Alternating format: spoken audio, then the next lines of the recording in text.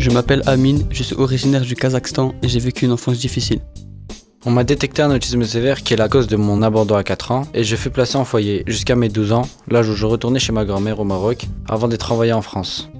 Avant d'aller chez ma grand-mère, j'ai grandi en allant chercher de l'eau à la source, ce qui a été une épreuve difficile, jusqu'au jour où je tombais dans l'eau et me noyais, mais heureusement, grâce à ma touffe de cheveux, je remontais à la surface. Pendant tout ce temps, j'ai essayé de percer dans le foot, mais je n'ai pas réussi, car j'avais le niveau de... Mitroglou. Donc j'ai dû me concentrer sur mes études dans un lycée à Maubeuge. J'habitais chez mon oncle, car ma grand-mère m'a envoyé là-bas pour me donner une chance de bien travailler. Après mon arrivée à Maubeuge, j'ai ressenti un vide de mon petit pays et j'ai eu du mal à m'intégrer en France à cause de la météo et la différence de culture. J'ai des cheveux longs bouclés et des yeux gris. Je suis bronzé, beau, grand, j'ai un nez fin, des joues creusées et une mâchoire carrée. Je suis agressif à cause de ma maladie et je m'énerve vite. J'aime pas le bruit, être entouré de gens que je connais pas. Avec les gens que je connais, je suis très gentille. Je tire la force de ma grand-mère qui a échappé à un mariage forcé. Elle devait se marier avec son agresseur sexuel, donc elle dut fuir le Kazakhstan pour aller au Maroc. Là, elle trouva son mari et fonda sa famille, jusqu'au jour où elle eut l'envie de retrouver ses parents et retourner au Kazakhstan. Elle n'y trouva que moi qu'elle envoya chez mon oncle.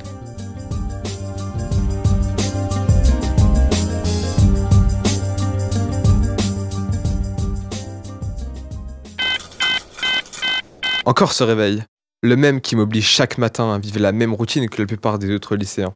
Réveil compliqué avec les yeux qui piquent à cause du peu d'heures dormies, mais direction la salle de bain pour se rincer le visage puis s'habiller à moitié endormi. Déjeuner? Oh, c'est très rare, juste un jus d'orange est suffisant. Mais se brosser les dents puis prendre le sac pour aller en cours sous le même ciel morose et terne parsemé de nuages gris à perte de vue. Sortir 30 minutes en avance de chez moi afin de rattraper mon bus, puis attendre une dizaine de minutes sous le froid glacial de l'hiver ou la chaleur intense de l'été. Le bus arrive enfin, mais il est blindé, comme toujours. Je me ferai un chemin à travers cette foule de gens, essayant de chercher un siège. Mais évidemment, ils sont tous occupés. Les cris, les pleurs d'enfants, la fatigue ne font pas bon ménage dans ma tête. Enfin, en cours, l'impression d'être privé de liberté, à obéir à de stricts inconnus, jusqu'alors inconnus, avant d'être nos profs. Mais le monde fonctionne comme ça, on n'a pas le choix. Écrire, écrire, écrire, et cependant 8 heures toute la journée. Je suis enfin rentré, je suis enfin libre. Non, pas avant les devoirs. Même chez moi, on m'impose du travail. Je suppose que c'est pour mon futur, m'assurer un bon métier. Allez, au dodo. Encore ce réveil, le même qui m'oblige chaque matin à vivre la même routine que la plupart des autres lycéens. Réveil compliqué, avec les yeux qui piquent, à cause du peu d'heures dormies. Mais direction la salle de bain pour se rincer le visage, puis s'habiller à moitié endormi. Déjeuner, c'est très rare. Juste un jus d'orange est suffisant. Se brosser les dents, puis prendre le sac pour aller en cours. Tiens, le temps a changé. Il y a du soleil pour une fois. Sortir 30 minutes en avance de chez moi afin de rattraper mon bus, puis attendre une dizaine de minutes sous le froid glacial de l'hiver ou la chaleur intense de l'été. Le bus arrive enfin, mais il est blindé comme toujours. Je me ferai un chemin à travers cette foule de gens essayant de chercher un siège, mais évidemment ils sont tous occupés. Les cris, les pleurs d'enfants, la fatigue ne font pas bon ménage dans ma tête. Enfin en cours, l'impression d'être privé de liberté à obéir à de stricts inconnus jusqu'alors inconnus avant d'être nos profs. Mais le monde fonctionne comme ça, on n'a pas le choix. Il est quand même cool ce prof de sport. Écrire, écrire, écrire, 8 heures dans la journée. Je suis enfin rentrée, je suis enfin libre. Non, pas avant les devoirs. La même impression qu'hier. Comme toujours d'ailleurs. Chez moi, on m'impose du travail. Je suppose que c'est pour mon futur. M'assurer un bon métier. Allez, au dodo. Pas de réveil aujourd'hui? Oh, enfin le week-end. Je peux aujourd'hui manger un petit déjeuner. Pourquoi pas un porridge ou une simple tartine, sans me presser. Pourquoi ne pas lire, dessiner, courir près de la Sambre ou sortir avec les copains? Déjà la fin de la journée? Ça va, il me reste le dimanche. Ah non, j'ai 3 DM et des tonnes de devoirs pour la semaine. Je vais m'avancer. Déjà minuit? Au dodo, je suppose. Oh, la routine. À toi, mon futur moi. Ma vie adolescente est finie. Le temps s'est écoulé à une vitesse folle qui m'a complètement échappé. Aujourd'hui, j'ai 30 ans. Et je ne vis plus dans cette atmosphère sinistre et oppressante que nous renvoie le nord de la France. Il y a quelques années maintenant, j'ai pris la décision d'emménager au Maroc, pour rejoindre ma grand-mère, une fois mes études finies bien évidemment. Je suis isolée du monde, étant donné que je vis dans les montagnes. Puisque je travaille dans la médecine et que c'est un univers énormément entouré par la technologie, C'est la raison pour laquelle j'ai décidé de vivre là-bas, car cela me permet de me ressourcer, mais également me reconnecter avec la nature. Durant une partie de l'année, je suis dans ma seconde résidence qui est en Grèce, dans la ville d'Athènes. Aujourd'hui, je suis un gars très sportif, chose qui n'a pas toujours été le cas. Le foot est un sport qui me passionne depuis toujours et dans lequel j'ai énormément progressé. Et je n'ai jamais été très endurant. C'est pourquoi j'allais courir tous les week-ends. Je me souviens encore de ce jour où j'ai sauvé cette jeune fille. Un samedi. Il était à peu près... 15h30. Ouais, 3h30. Non, 15h30. Ouais, il était 3h30, quoi. Vous vous souvenez, on était au City. On faisait un foot, justement. Ouais, on faisait un petit foot. Ah, même on était en train de gagner. Ouais, on était en train de gagner. Ok, c'est bon, je me souviens. Quand cette fille est arrivée. Les larmes aux yeux. Elle pleurait. Nous racontant ce qu'il venait de se passer, un homme d'une 30aine d'années était très insistant et étrange avec elle. Et... Il s'en est pris à elle physiquement. Physiquement ? Physiquement. Ouais, physiquement. C'était évident pour nous d'y aller. On l'a retrouvée et... On a fait le nécessaire. Ouais, on l'a vengée, quoi.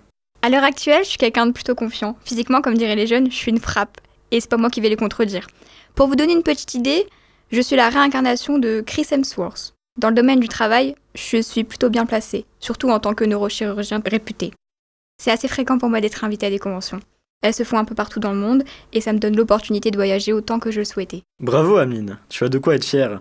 On peut clairement dire que... Tu es le GOAT. C'est vraiment le greatest of all time.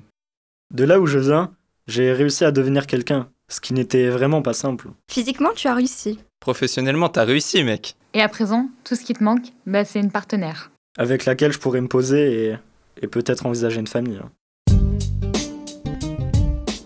Je voudrais devenir footballeur pro. Demain, je rêverai d'acheter plein de voitures. Demain, je rêverai d'être riche. Demain, je rêverai d'être connu. Demain, je voudrais manger du caviar. Plus tard, je voudrais voyager avec ma mère. Plus tard, je voudrais manger de la viande de qualité. Plus tard, je voudrais avoir beaucoup de diplômes. L'année prochaine, je voudrais avoir un bac de français. L'année prochaine, je voudrais avoir un nouveau téléphone. L'année prochaine, je voudrais faire de l'argent. L'année prochaine, je rêverai d'être musclé. Je rêverai de boire du champagne. Je rêverai de voyager à Zanzibar. Je rêverai de créer une entreprise populaire. Je rêverai d'avoir une grande maison. Je rêverai de faire une vidéo avec Chibunchi. Je mangerai comme Ronaldo. Je serai Naruto. Je serai riche pour aller à la salle de sport la plus classe. Je serai aussi riche que Bernard Arnault. Je jouerai au foot comme Mahrez. Je resterai 1000 ans avec ma femme. Je voudrais avoir un bon métier. Je rêverai d'avoir une femme belle de l'intérieur et avec de la confiance. Je rêverai d'être aussi musclé que Sylvester Stallone. Je rêve de marier la plus gentille et la plus belle femme du monde. Je rêverais de devenir un avion pour voyager. J'aimerais vivre en Suisse. J'aimerais avoir une voiture de sport. Je voudrais goûter le meilleur des cafés. Je voudrais avoir beaucoup d'euros. Je voudrais avoir beaucoup de trophées. Je voudrais aller au Congo. Demain, je voudrais être connu. Demain, je voudrais aller à l'armée. Demain, je voudrais être entendu. Demain, je voudrais être en bonne santé. L'année prochaine, j'aimerais être hyper musclé. L'année prochaine, tous les pays seront en liberté. L'année prochaine, je voudrais avoir un nouveau téléphone. Je rêve de jouer à Barcelone. Je rêve de jouer avec Marcelo. Je rêve de manger plein de gâteaux.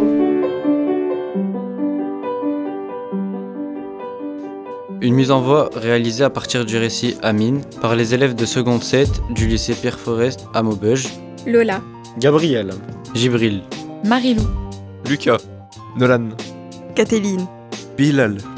Noah. Maëlie. Yanis. Mohamed. Inès. Ivo. Lagda. Marwa. Clément. Sofiane. Accompagné par Nora Granowski. en collaboration avec Ingrid Bizio, Angélique Moureau et William Lost. Enregistrement Axel Wurstorn pour Walnut Grove Studio.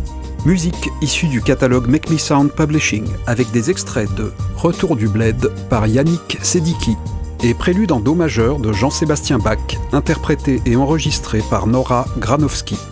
Dans le cadre du projet Raconte-moi ta vie, imaginé et porté par le Fonds de dotation Auteurs solidaires et coordonné en région Hauts-de-France par l'ACAP Pôle Régional Images.